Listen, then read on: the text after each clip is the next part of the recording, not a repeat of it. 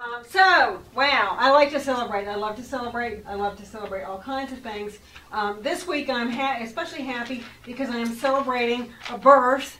And the birth that I am celebrating is the birth of Malachi Eduardo Jefferys, who is about maybe 1.5 pounds and about 6 or 8 weeks old. He is all black. He showed up at my door Monday. Tuesday he moved in. Wednesday his brother Paddington fell in love with him, and so now I have 3 cats. He is a doll baby. Okay, I was going to bring him, on PowerPoint, but we just didn't get there quite that quickly. Well, you'll get to meet him. Don't worry.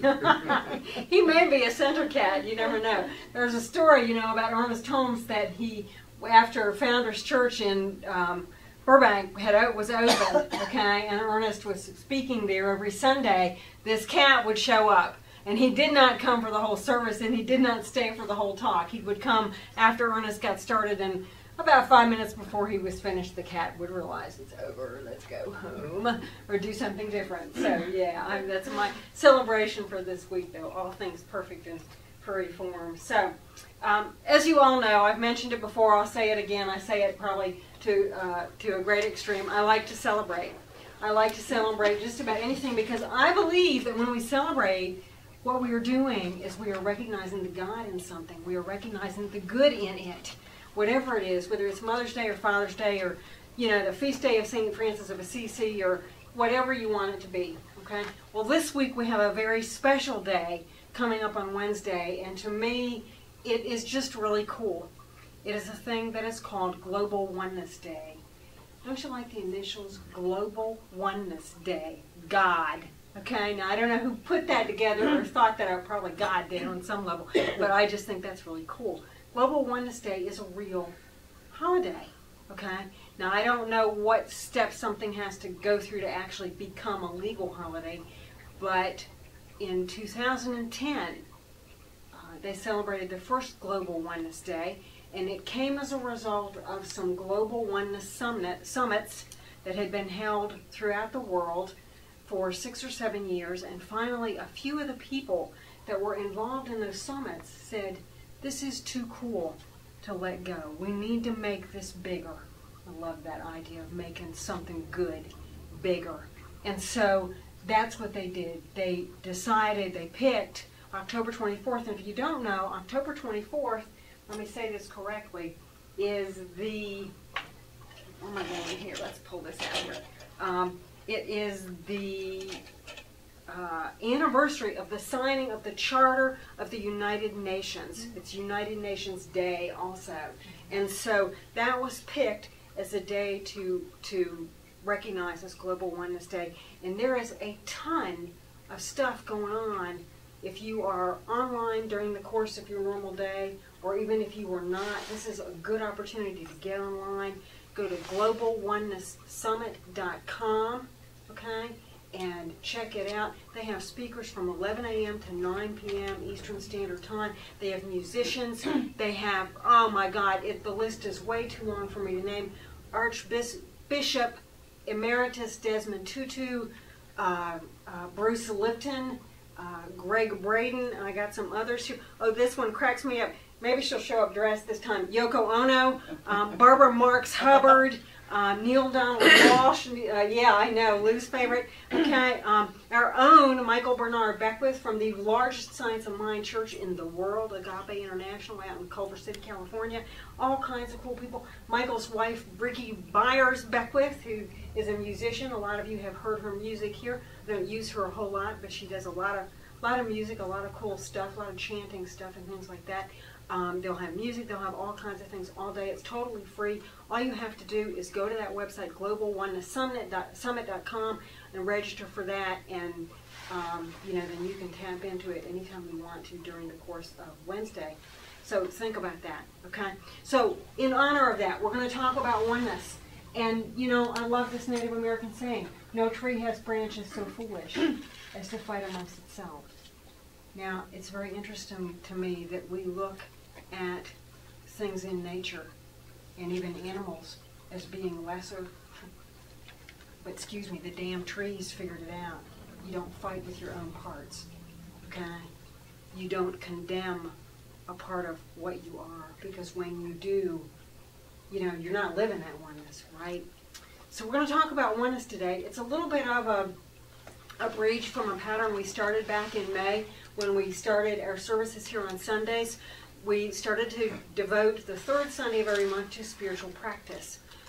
And it's a little bit of a breach. Oneness is not really a practice, but it is one of the 10 core concepts of science of mind.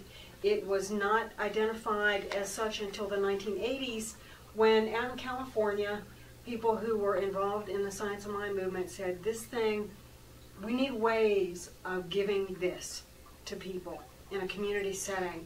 And so several ministers got together and they started putting together a curriculum that would later be called Foundations. If you've been in the spiritual path, those of you who came to the spiritual path, those of you who came to the nature of effective prayer or took Foundations several years ago when we offered it here, Carol and I taught it, you took that class, you got a lot of that original material. But one of those ministers who was helping to co-write that curriculum, Reverend Linda McNamara, said, we need easy ways. If someone walks up to you at the gas station and says, what is this movement science of mind thing about? We can say, well, it's about things like oneness and abundance and forgiveness. And I don't remember any of the others right now, okay? But oneness is one of the 10 core concepts. So we're going to focus on that today, okay? And it's a pretty interesting thing. What do you think oneness is, guys? You know, when I started kind of putting this together, I was like, how do you define that? It's really kind of vague, isn't it? Well, I like to do all things online. This picture came from Facebook. Hello, they all do. A lot of them do, at least.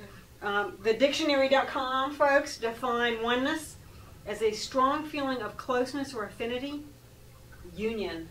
Okay. From the Global Oneness Summit website, I think they got the best definition. Oneness is more than a beautiful word. Oneness is the energy of love that lies within you and connects you with all of life, helping you to recognize yourself in everyone and everything. Mystics of all traditions have experienced and shared the concept of oneness throughout the ages. And so now science is getting it, you know. We're beginning to recognize that at its most minute, there's no such thing as matter. It's just all energy. And if it's energy, it may shift, it may change, it may go from being a 25-year-old body to a 55-year-old body, okay? Or into another form altogether, into another different body. Who knows? We don't really know about that. The jury's out on that. But, you know, it shifts and it moves and it carries on, but it doesn't ever go away. And so literally the very air that you're breathing right now could be the air that Jesus the Christ breathed. The dirt that you walk through maybe have blessed the feet of Gandhi. Who knows? Or Thales. This morning somebody on Facebook, you know, I love it, posted something by Thales. Thales is an old Greek mythologist, yeah, who used to say some pretty cool things. He lived around the time of Plato and all those guys. But so the scientists got it. We confirm that we are connected in remarkable ways, from the genes you inherit, to the air you breathe, to the consciousness you share. The old worldview in which we somehow are competing for survival is giving way to a new one in which we are all collaborating to thrive. The concept of oneness is not a new thing. It's found in every religion at the very core. In his last prayer with his disciples, Jesus said of oneness, I pray that they will all be one, just as you and I are one. So you are in me, Father, and I am in you. We find oneness as a core component of Hinduism, Buddhism, obviously Native American teachings, many other belief systems. We find oneness right here in this guy who lived in the 1800s, died in 1911, and wrote this trilogy of books. He says, and he doesn't capitalize these words, but I do, there is a thinking stuff from which all things are made, and which in its original state permeates, penetrates, and fills the interspaces of the universe. You can't get away from it. I love that saying by Carl Jung, bidden or not, God is present. They started a new class, a really great class since I finished ministerial school. I haven't taken it yet. But it's written by the guys who wrote the book, Why God Won't Go Away. And it's about science and spirituality and how we can't get away from this. Guys, we are hardwired for God. Okay? I don't care what anybody says. And I don't ever, if somebody says to me, well, I just don't believe in anything. Love you. Fine. That's fine. Okay? And my belief is that we are hardwired for God. That's really, I have 2 children. Most of you know this. And the youngest one lives up in Richmond now and is living quite an interesting, colorful life. She's 22 years of age. And she posted on Facebook the other day. She's always posting on Facebook. It's one of the reasons I'm on there, because it's the only way I can connect with this child most of the time. But she posted something about, like, if there was a God, it would be sitting on the fan above me. You know the phrase, something hits the fan? Okay? And I would be directly beneath the fan. That's what she posted on Facebook. And I thought, and this is, okay, her daddy is a minister. Her mother is a minister. What do you expect? She's just like, forget it. I'm having nothing to do with any of it. So she used to whine because we were all therapists too. She said, God, it's horrible. Y'all therapists, I feel like I'm getting therapized all the time. I'm like, yeah, you haven't seen nothing yet. In metaphysics, Manly Palmer Hall, who lived in the early 1900s, 1901 to 1990, and founded the Philosophical Research Society, recognized oneness when he bid that people live from the viewpoint of unity. And one of our Science of Mind ministers, Tom Sinar, wrote a book about Hall. And here's what he says. He says that Hall's recommendation was to see everyone connected to everyone else. When you know this to be so, it is impossible to harm another because you understand that you would be harming yourself. Everything comes from that one source, and the essence of that one source is in everything. Consciousness is another name for the energy and intelligence of spirit in everything. Everything is another name for, Everything is created from the universal, and everything has the universal in it. You can try to separate it, but it does not separate. It is not quantitative. It is qualitative. All of its essence is here now, and all of its power is right here and right now available to you. Isn't that amazing? I think so much about the mechanism of, and we don't do this anymore, we have remote controls now to change the channel, but remember a lot of us when you were younger and you had TV, and to change the channel you had to take the dial by the hand and move it, right? All we're doing when we align with that power is changing the channel, okay? Is getting clearer, okay? Is picking up a stronger signal of that thing and opening to it and inviting it to be in, as in through us. That's all we're ever doing when we're trying to connect with God. So this stuff is nice, it's fun, it's an interesting concept. But what do you do with it? How do you live it? That's kind of iffy too, isn't it? It's kind of vague. Yeah, how do you live it? Well, I really believe when I think about this that it all has to start right here. If we go back to our teaching, that no tree has branches so foolish as to fight amongst itself. What I would say to you is when you get up in the morning and you go to look in the mirror, what do you think? Okay? If you're like, excuse me, what are you doing? What's the message you're giving yourself?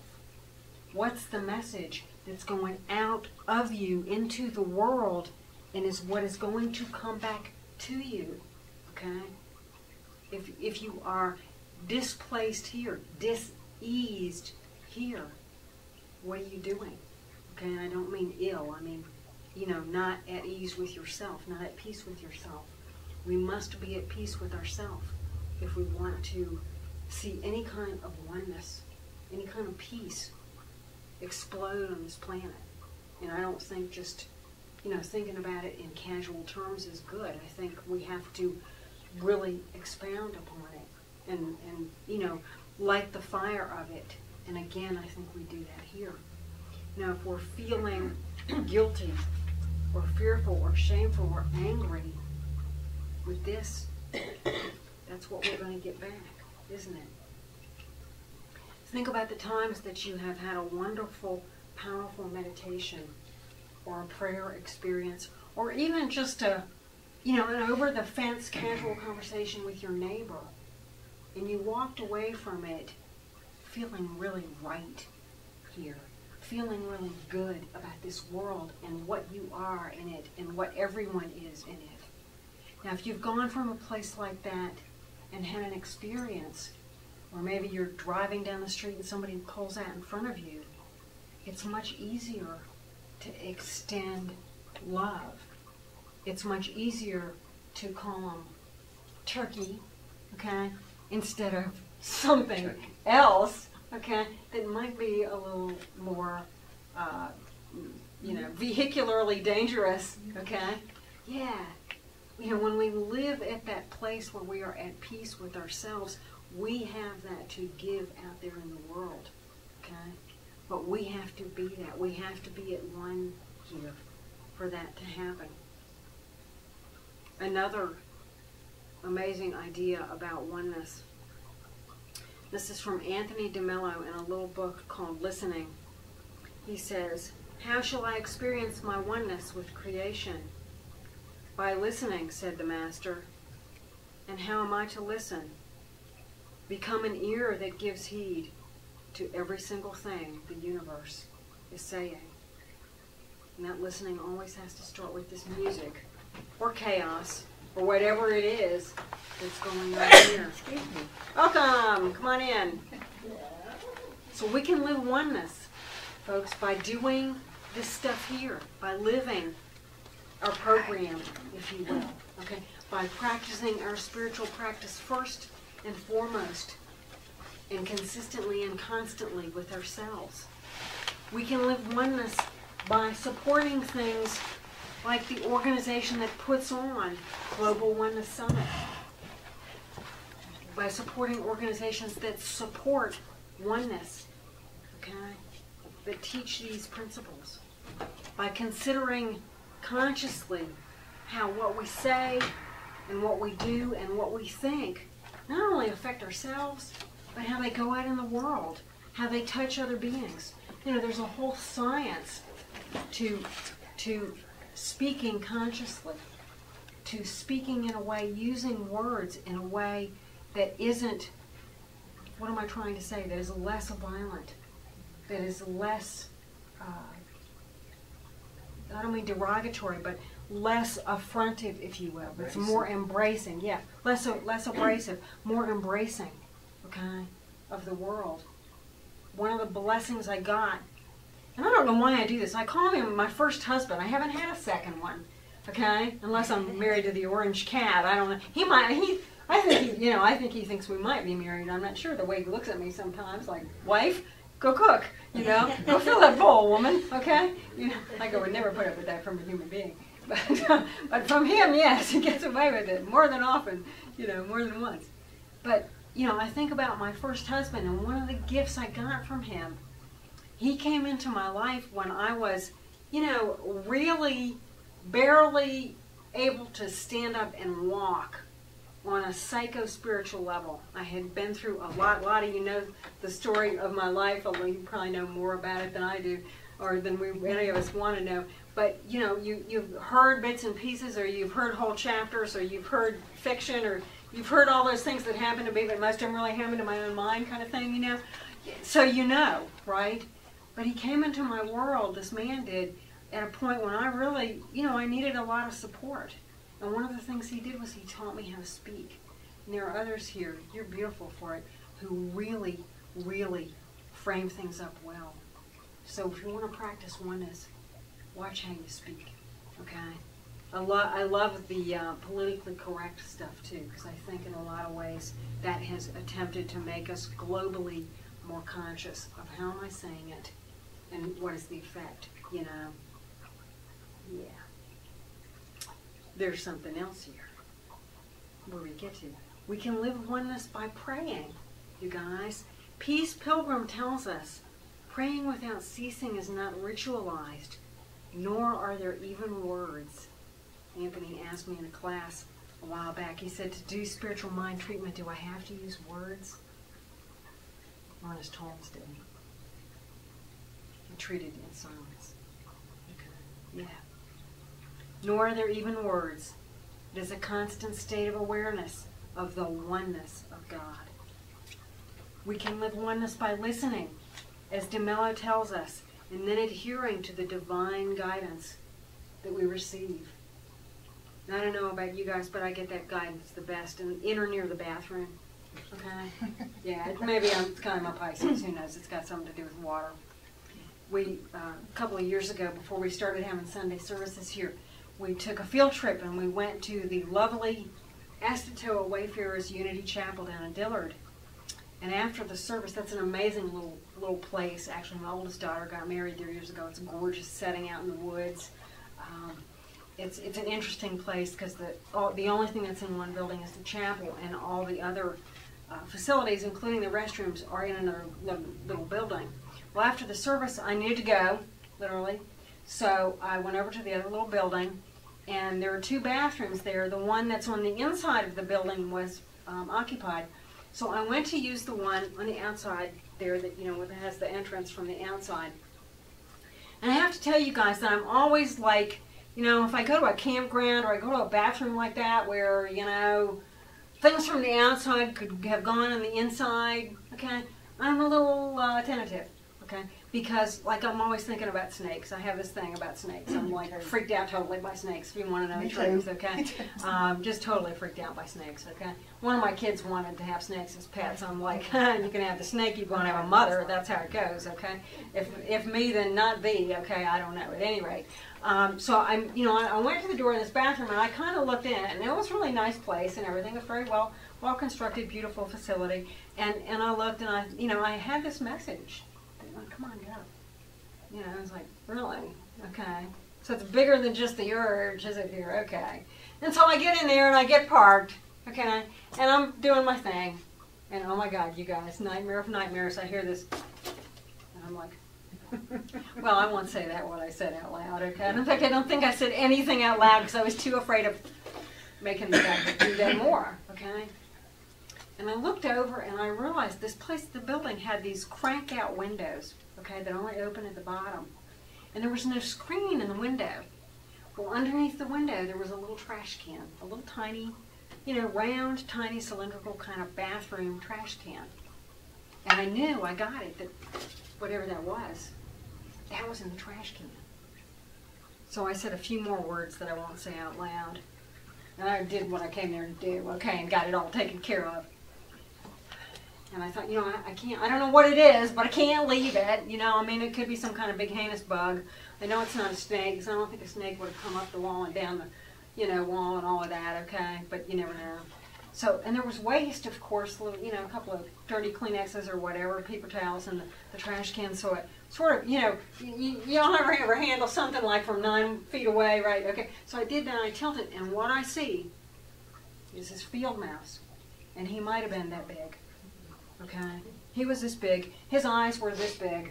Okay, my eyes were this big. We took each other in, and I knew in that minute, he's more scared than you are. Okay, the reason you came in this bathroom, okay, is to let this little guy go. It's a cosmic thing. Part of the reason you were put on this planet is to let this mouse go live its life. Okay, and so I finished up what I was doing, and I got the door open, and I took the trash can. I don't know how far can they jump, and he could have hantavirus and all that, right? So, not like I believe in germs, really, but you never know, okay? And I go out there, and I get a little, away from the building, and I lay the trash can, and I tip it over, and I bless him, and I guess he took off. I can't imagine he stayed in the trash can. So, when I went back to get the can later, he was gone. So, listen to that divine guidance you get, okay?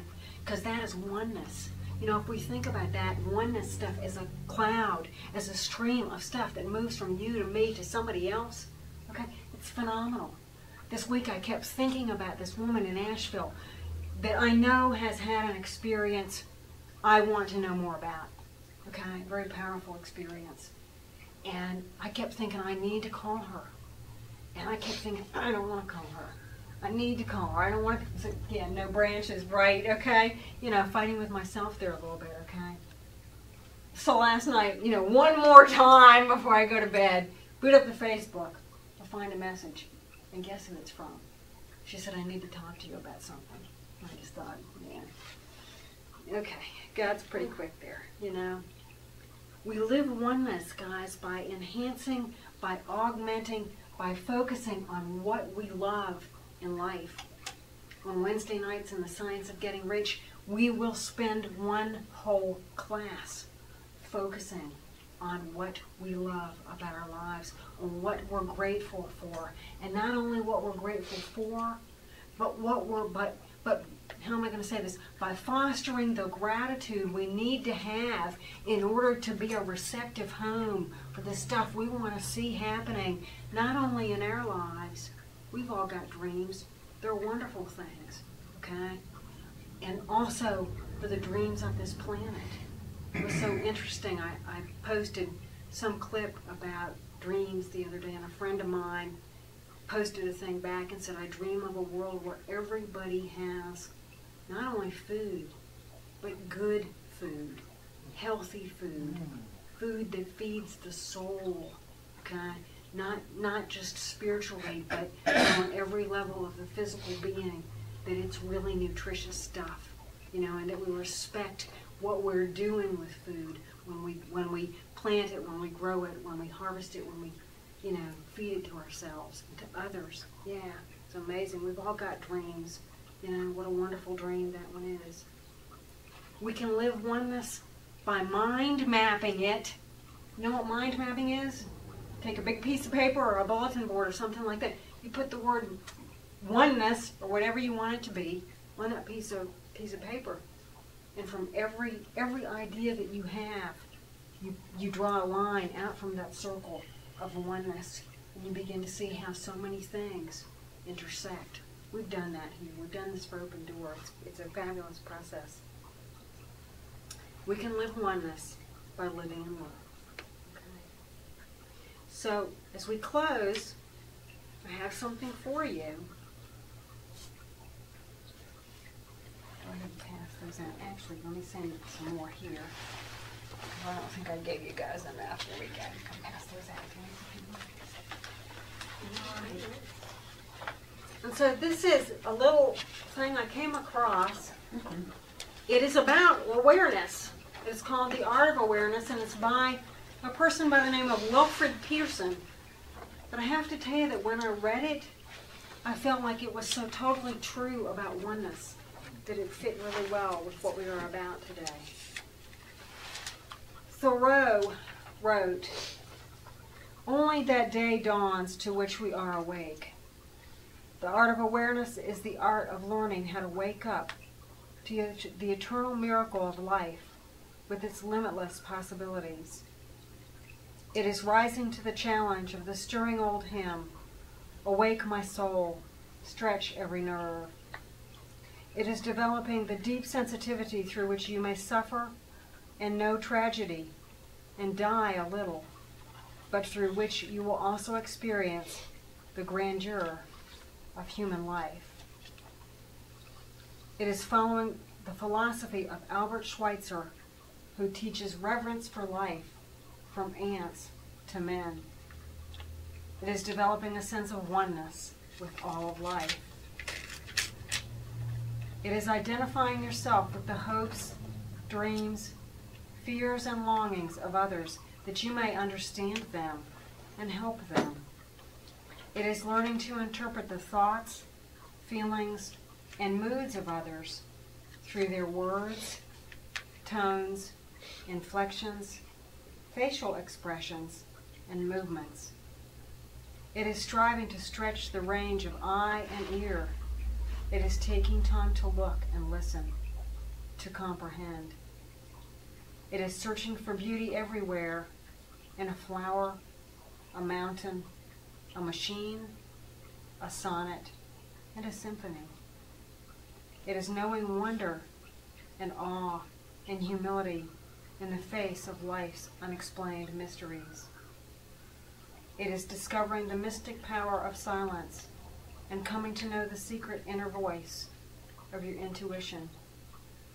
It is enlarging the scope of your life through the expansion of your personality. For that personality is the divine. It is that home and heart of oneness. Several years ago, I had the fortunate opportunity to teach a class with a gentleman. We shared the same birthday. His name was Francis Leahy. Francis has since gone on and made his transition. Francis was an amazing person. He was a practitioner of science of mind, and he had been for many, many years. And he believed that if you took something and read it once a day out loud for 21 consecutive days, you would change what was going on here. So let's practice oneness. Let's start it today. Take that home. Read that out loud. Do it when you get up, or do it when you go to bed. Or do it both if you like. Okay? Take that on as a spiritual practice. Do it for 21 consecutive days and see what unfolds in your life. I love you. Thank you, Barbara.